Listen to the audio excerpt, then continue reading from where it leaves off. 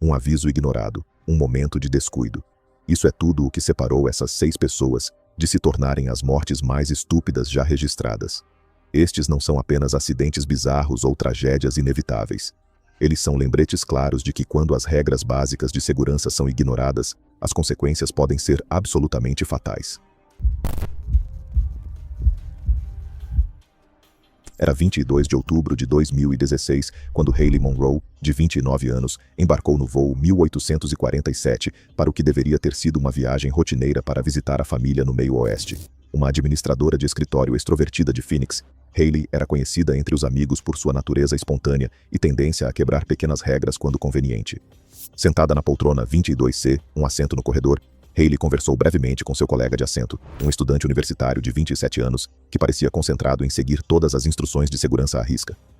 Perto dali, uma comissária de bordo de 32 anos de idade assegurava metodicamente a cabine, enquanto relatórios meteorológicos indicavam a possibilidade de turbulência em céu claro à frente. Um técnico de emergência médica de folga, de 41 anos, estava sentado 3 fileiras à frente, lendo tranquilamente. Quando a aeronave atingiu a altitude de cruzeiro sobre o meio oeste, o capitão acendeu o sinal de cinto de segurança e anunciou que todos os passageiros deveriam permanecer sentados com os cintos afivelados devido à turbulência esperada. A tripulação rapidamente guardou os carrinhos de serviço e se dirigiu aos seus assentos, bloqueando os lavatórios com sinais de ocupado, conforme o procedimento padrão ditava. Logo começou uma leve turbulência, causando vibrações leves na cabine. Apesar do sinal de cinto de segurança iluminado e dos anúncios recentes, Hayley soltou o cinto e se levantou para pegar um carregador portátil no compartimento acima. Seu companheiro de assento olhou nervosamente, mas não disse nada enquanto Hayley se equilibrava em um pé no corredor, alcançando para cima com a mão esquerda, segurando a borda do compartimento. Sem aviso, a aeronave encontrou uma forte corrente descendente. A queda vertical súbita criou uma sensação momentânea de falta de gravidade, lançando Hayley para cima até sua cabeça bater com força no painel do teto. O impacto a fez cair para baixo, onde colidiu com o canto rígido do encosto do assento à sua frente, causando uma hiperextensão violenta do pescoço. Um solavanco lateral, então, a jogou contra um módulo de serviço acima, abrindo um corte no couro cabeludo antes que uma inclinação para frente arremessasse seu peito superior contra o canto de outro encosto de assento. A sequência de impactos resultou em fratura da base do crânio, múltiplas fraturas nas costelas e instabilidade crítica entre a segunda e terceira vértebra cervical. O profissional médico fora de serviço imediatamente se moveu para ajudar, fornecendo estabilização manual da coluna, enquanto o comissário de bordo buscava o equipamento de oxigênio e um desfibrilador externo automatizado. A respiração de Hayley tornou-se cada vez mais difícil antes de parar completamente, seu ritmo cardíaco deteriorando-se em atividade elétrica sem pulso. A tripulação iniciou uma ressuscitação cardiopulmonar de alta qualidade enquanto o capitão declarou emergência e desviou para o aeroporto mais próximo e adequado. O DEA analisou o ritmo cardíaco dela repetidamente, mas indicou que nenhum choque era necessário, mostrando que a atividade elétrica estava presente, mas ineficaz. Ao aterrissar, os paramédicos embarcaram imediatamente e continuaram com medidas avançadas de suporte à vida, mas Hayley não mostrou sinais de função neurológica. Após seguir os protocolos padrão de ressuscitação, foi declarada morta. O médico legista determinou que o trauma contuso causando lesão cerebral traumática e instabilidade da coluna cervical alta foi a causa da morte, com contusão pulmonar listada como fator contribuinte. A companhia aérea documentou o incidente de acordo com os regulamentos federais, observando que não houve danos estruturais à aeronave e todos os equipamentos de segurança funcionaram corretamente. A investigação revelou que Hayley ignorou vários avisos de segurança, incluindo sinais de cinto de segurança iluminados, anúncios de endereço público e placas visíveis instruindo os passageiros a permanecerem sentados durante a turbulência. Sua decisão de se levantar e se mover pela cabine durante um período de instabilidade atmosférica conhecida contribuiu diretamente para o resultado fatal. Este trágico incidente serve como um lembrete claro de que os procedimentos de segurança aeronáutica existem por razões críticas e que a turbulência em céu claro pode ocorrer sem aviso, transformando voos de rotina em fatais para aqueles que optam por ignorar protocolos de segurança básicos. Era 3 de julho de 2017, quando Derek Vaughn, de 24 anos, subiu ao telhado de um estacionamento no centro de Phoenix, com sonhos de fama nas mídias sociais. Um trabalhador de loja conhecido por sua personalidade aventureira, Derek convenceu 2 amigos a ajudá-lo a filmar o que ele chamou de desafio de equilíbrio no telhado. Seus companheiros incluíam um funcionário de cafeteria de 23 anos, que compartilhava o entusiasmo de Derek por façanhas arriscadas, e um motorista de entrega de 26 anos, que havia se tornado cauteloso com as atividades crescentes do grupo.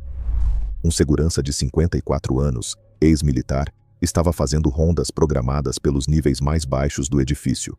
O calor de Phoenix havia sido implacável, com temperaturas na superfície do telhado de concreto alcançando níveis perigosos. A estrutura apresentava um guarda-corpo padrão, mas o plano de Derek envolvia subir no estreito parapeito de 18 polegadas, posicionando-se para ficar voltado para o horizonte da cidade. Avisos foram colocados ao redor do perímetro do telhado, afirmando claramente que escalar ou sentar nas bordas era proibido e que as superfícies poderiam ficar escorregadias quando aquecidas. Tempestades recentes depositaram poeira fina e areia sobre o parapeito, criando um perigo adicional. Derek usava tênis com sola gasta, e o calor intenso havia amolecido as solas de borracha, reduzindo sua aderência. Seus amigos montaram um smartphone em um tripé para capturar segundos de Derek se equilibrando com o horizonte do centro da cidade como pano de fundo. Derek pisou na estreita tampa do parapeito, posicionando os pés com os calcanhares estendidos sobre o vazio. Ele soltou a grade para posar, confiando inteiramente no equilíbrio e na tração entre seus tênis gastos e a superfície de concreto empoeirada.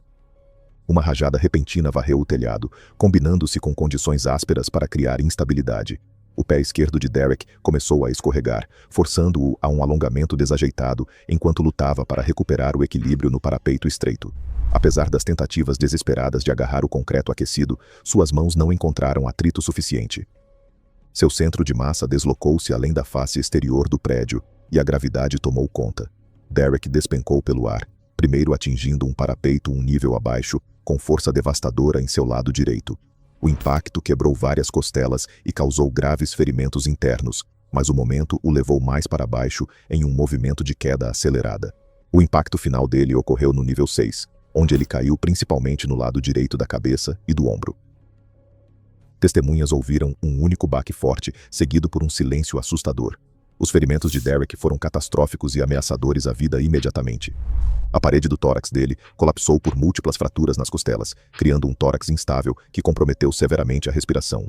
Começou a hemorragia interna devido a uma laceração hepática de grau 4, enquanto seu cérebro sofreu um trauma maciço por fraturas no crânio e o desenvolvimento de um hematoma subdural.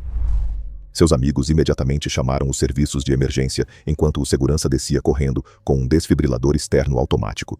No entanto, os ferimentos de Derek estavam além do que o suporte básico de vida poderia resolver. Os técnicos de emergência médica chegaram rapidamente e iniciaram protocolos avançados de trauma, mas a combinação de trauma craniano grave, hemorragia interna e lesões no peito foi insuportável.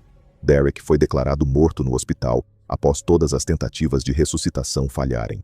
A investigação revelou que Derek deliberadamente escalou as barreiras de segurança sinalizadas e ignorou vários avisos. O estacionamento então instalou medidas anti-escalada adicionais e aumentou a cobertura das câmeras de segurança.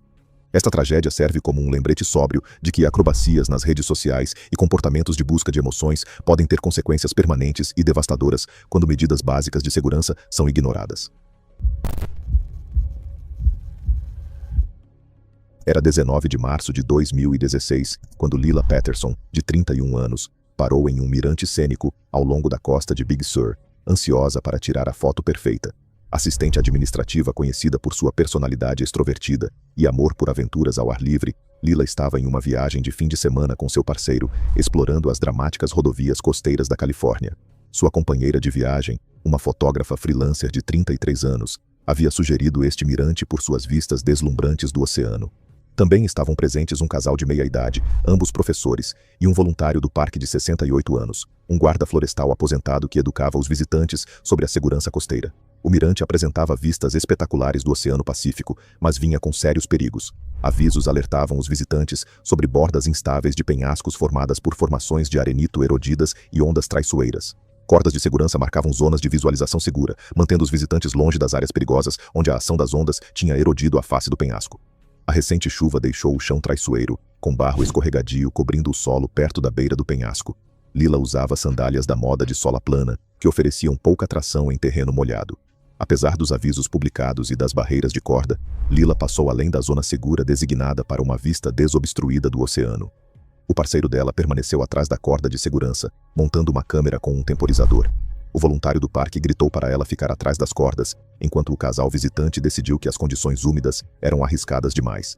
A maré alta estava se aproximando e os intervalos das ondas estavam se tornando mais curtos e intensos. As ondas poderosas vinham desgastando a face do penhasco por horas, enfraquecendo a formação de arenito já instável. Enquanto Lila se posicionava para a foto, uma onda maior atingiu a base do penhasco com força tremenda. O impacto enviou vibrações através da borda socavada, fazendo a borda do penhasco ceder de repente sob seus pés. O chão desmoronou, criando um degrau inesperado que fez Lila deslizar sobre a argila escorregadia. Sua sandália esquerda perdeu tração enquanto ela tentava girar de volta para o chão estável, mas a força a levou para fora sobre o vazio. O parceiro dela estendeu a mão instintivamente, mas não conseguiu se estender com segurança o suficiente para ajudar. Lila despencou aproximadamente 60 a 70 pés em direção à costa rochosa abaixo. Seu primeiro impacto ocorreu em uma prateleira de pedra inclinada, onde seu antebraço direito e quadril absorveram a força inicial. A colisão resultou em uma fratura aberta do rádio, fratura pélvica grave e lesões compressivas na coluna vertebral. O impacto redirecionou sua trajetória para uma piscina de maré, onde ondas que chegavam imediatamente a oprimiram em sua posição comprometida. Uma onda seguinte a varreu em direção a um canal estreito cheio de rochas submersas. Sua cabeça bateu em um obstáculo subaquático, causando uma fratura no crânio que diminuiu seus reflexos protetores. A aspiração de água do mar ocorreu quando ela perdeu a consciência. Seu parceiro chamou os serviços de emergência, enquanto o voluntário do parque guiava os socorristas até o ponto de acesso mais seguro, marcando a localização com sua jaqueta brilhante. A equipe de resgate marítimo sincronizou sua abordagem entre as séries de ondas para alcançá-la com segurança. Quando eles retiraram Lila da água, começaram imediatamente a ressuscitação cardiopulmonar, mas ela apresentou hipoxia persistente devido à água do mar nos pulmões. Tentou-se o manejo avançado das vias aéreas, mas Lila nunca recuperou a circulação espontânea. Ela foi declarada morta no local após todos os protocolos de ressuscitação serem esgotados. O médico legista determinou que a causa da morte foi trauma contundente, combinado com afogamento, com lesões na coluna e na pelve como fatores contribuintes. O incidente foi classificado como acidental, embora os investigadores tenham notado que ignorar os limites de segurança indicados foi um fator-chave. Após essa tragédia, as autoridades do parque estenderam as barreiras de corda para mais longe da borda do penhasco e instalaram placas adicionais de aviso sobre os perigos da maré alta e a imprevisibilidade da erosão costeira. Foi no dia 10 de novembro de 2018 que Grant Whittaker, de 38 anos, tomou uma decisão que lhe custaria a vida em um depósito nos arredores de Columbus, Ohio. Conhecido como um associado pragmático do depósito por sua abordagem improvisada para resolver problemas, Grant se ofereceu para ficar até tarde e substituir uma lâmpada de alta baía queimada acima do corredor 7. Trabalhando ao lado dele, estavam um operador de empilhadeira de 35 anos com certificação adequada, um trabalhador temporário de 22 anos ainda aprendendo os procedimentos, e um supervisor de turno de 44 anos conhecido por sua rigorosa adesão à segurança, embora ele estivesse atualmente em intervalo. O armazém tinha uma gaiola aprovada para manutenção elevada, mas ela estava armazenada a 2 corredores de distância e bloqueada por paletes empilhados. Com apenas 10 minutos antes de a iluminação automática da instalação se desligar, Grant sentiu-se pressionado a encontrar uma solução mais rápida. Seu plano improvisado envolvia colocar uma escada de mão em um palete de madeira e, em seguida, usar a empilhadeira para elevar essa plataforma improvisada a 5,5 metros para alcançar a luminária. Isso violou vários protocolos de segurança, incluindo placas que diziam "proibido passageiros nos garfos" e políticas da empresa que exigem proteção adequada contra quedas. A empilhadeira tinha uma etiqueta de manutenção indicando um leve vazamento hidráulico, onde o mecanismo de elevação iria lentamente baixar sob carga. O operador acreditava que isso era gerenciável para uma tarefa rápida, embora se mostrasse crítico para o acidente. Grant posicionou-se na escada enquanto estava no palete, e o operador o levantou cuidadosamente em direção ao encaixe. A plataforma improvisada não tinha guarda-corpos, pontos de ancoragem de segurança ou recursos de proteção encontrados em equipamentos adequados de gaiola para homens. Enquanto Grant trabalhava para remover a lâmpada queimada, o desvio hidráulico causou uma oscilação sutil. A vibração combinada com o movimento de torção de Grant fez com que a escada de mão mudasse de posição na superfície do palete. O pé da escada começou a deslizar em direção à borda chanfrada do palete, criando instabilidade. Grant tentou compensar alargando sua postura, mas isso fez com que a sola de sua bota entrasse em contato com a borda inclinada, onde a tração era mínima. O equilíbrio de Grant cedeu completamente. Ele caiu para trás de uma altura de 18 pés, com seu antebraço esquerdo atingindo a escada que caía e redirecionando sua trajetória para que ele atingisse o chão de concreto com a cabeça. O impacto principal ocorreu na parte de trás do crânio de Grant, seguido por um impacto secundário na parte superior das costas. A escada de mão caiu em seguida e atingiu sua perna inferior. As lesões de Grant foram imediatamente catastróficas. O impacto causou uma fratura deprimida no crânio e uma luxação da coluna cervical de C5 a C6, resultando em danos graves à medula espinhal. A queda da escada causou fraturas compostas na tíbia e fíbula. A lesão na medula espinhal desencadeou um choque neurogênico, causando uma respiração irregular que cessou em poucos minutos. Seu sistema cardiovascular começou a falhar à medida que o dano neurológico interrompeu funções vitais. O operador da empilhadeira chamou imediatamente os serviços de emergência, mas os ferimentos de Grant estavam além dos primeiros socorros básicos. Os trabalhadores evitaram movê-lo devido a óbvias lesões na coluna, embora sua respiração já tivesse parado. Os técnicos de emergência médica tentaram estabelecer uma via aérea e fornecer suporte ventilatório, mas Grant não mostrou sinais neurológicos viáveis. Após seguir os protocolos padrão para a parada traumática, ele foi declarado morto no local. A investigação de segurança revelou múltiplas violações de políticas, incluindo o uso de plataformas improvisadas em vez de equipamentos adequados, falha em garantir acesso aprovado à gaiola de segurança e proteção contra quedas inadequada. O depósito implementou mudanças imediatas, incluindo a reconfiguração do armazenamento para manter equipamentos de segurança acessíveis e exigindo autorização de supervisores para uso de equipamentos fora do horário de expediente. A morte de Grant foi certificada como acidental, causada por trauma de força contundente com lesão na coluna cervical alta devido a uma queda industrial.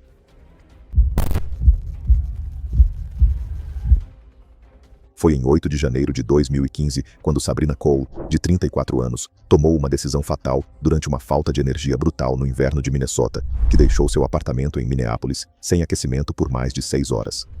Uma representante de atendimento ao cliente, conhecida por sua natureza independente e habilidades de resolução de problemas, Sabrina morava sozinha em um apartamento no segundo andar. As temperaturas abaixo de zero fizeram com que o sistema de aquecimento do prédio falhasse. Morando no mesmo prédio, estavam um zelador de 52 anos no andar abaixo, que estava atento a sons incomuns, e um superintendente de prédio de 60 anos, que havia anteriormente distribuído lembretes de segurança no inverno sobre dispositivos de aquecimento adequados. Diante da queda das temperaturas internas, Sabrina pegou uma pequena churrasqueira de carvão de seu armazenamento na varanda. As advertências do fabricante estavam claramente visíveis, afirmando explicitamente apenas para uso externo, e detalhando os perigos do monóxido de carbono associados à combustão interna. Apesar dessas advertências, Sabrina montou a churrasqueira em azulejos cerâmicos perto de sua mesa de centro.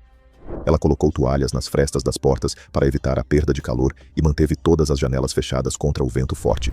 O mais importante, ela havia removido a bateria do detector de fumaça semanas antes devido a alarmes de incômodo, e sua unidade não tinha um detector de monóxido de carbono. Sabrina acendeu o carvão usando fluido de isqueiro.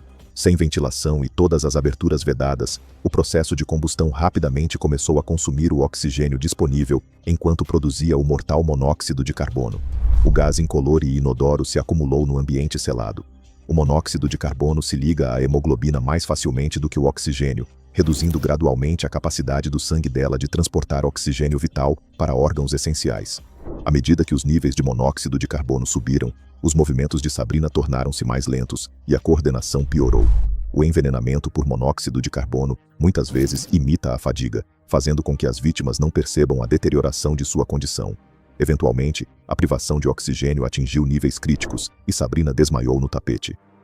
A respiração dela tornou-se superficial e irregular, enquanto seu cérebro e coração lutavam para funcionar com a entrega de oxigênio severamente comprometida.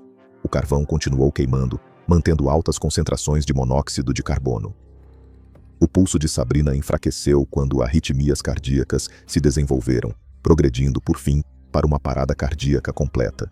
O vizinho de baixo detectou um leve cheiro de escapamento passando pela ventilação do prédio. Depois de ouvir o que parecia um grande estrondo e não receber resposta às batidas, ele contatou o zelador. O zelador usou sua chave mestra para entrar e imediatamente descobriu Sabrina inconsciente com a churrasqueira ainda fumegando. Ele chamou os serviços de emergência enquanto abria as janelas para ventilar o espaço. O equipamento de detecção de gás dos bombeiros registrou níveis perigosamente altos de monóxido de carbono. Eles ventilaram o espaço, enquanto os paramédicos tentavam a reanimação usando 100% de oxigênio através de uma máscara com válvula e bolsa. Sabrina foi transportada com ressuscitação cardiopulmonar em andamento, mas a privação prolongada de oxigênio causou danos irreversíveis ao cérebro e ao coração. Apesar das intervenções médicas avançadas, ela nunca recuperou a circulação espontânea e foi declarada morta. O médico legista determinou que a causa da morte foi envenenamento por monóxido de carbono, classificada como acidental. A autópsia revelou lividez post-mortem característica de cor vermelho vivo, associada à exposição ao monóxido de carbono. Após essa tragédia, a administração do prédio instalou detectores de monóxido de carbono interligados em todas as unidades e distribuiu informações abrangentes de segurança no inverno, enfatizando os riscos mortais de usar equipamentos externos dentro de casa. O relatório do incidente destacou 2 fatores críticos: a bateria removida do detector de fumaça e o uso interno de equipamento projetado exclusivamente para operação ao ar livre, ambos contribuindo diretamente para esta morte evitável. Era 4 de julho de 2018, quando o jovem de 28 anos, Nolan Pierce, decidiu organizar uma queima de fogos de artifício em seu quintal, na sua casa nos subúrbios de Charleston, que terminaria em tragédia. Um cozinheiro conhecido por sua personalidade extrovertida e abordagem faça você mesmo, Nolan havia convidado amigos e familiares para comemorar o Dia da Independência com fogos de artifício de consumidor. Entre seus convidados estavam seu primo de 30 anos, que trabalhava como eletricista, um vizinho de 47 anos que lecionava em uma escola local e um amigo de 25 anos que trabalhava em paisagismo. Todos se reuniram para assistir ao show de fogos de artifício planejado por Nolan. Nolan havia comprado várias bombas de ar de 5 polegadas e tubos de morteiro, planejando uma exibição impressionante. No entanto, sua configuração violava princípios básicos de segurança que se mostrariam fatais. Em vez de usar estabilização adequada, Nolan prendeu o tubo de argamassa a uma cadeira de plástico leve, posicionada em um gramado irregular. As instruções do fabricante afirmavam claramente que os tubos deveriam ser colocados em superfícies planas e firmes e fixados com segurança, mas Nolan ignorou essas diretrizes. As condições da noite incluíam ventos soprando de 8 a 10 milhas por hora, com grama úmida devido à chuva anterior. Esses fatores contribuíram para a instabilidade do sistema de lançamento improvisado dele. Nolan cortou o pavio mais curto do que o recomendado, acreditando que isso criaria um efeito dramático de luz rápida. Essa modificação reduziu a margem de segurança, permitindo que os operadores alcançassem uma distância segura após a ignição. Seu vizinho sugeriu mover para a entrada da garagem para melhor estabilidade, mas Nolan preferiu a localização no gramado.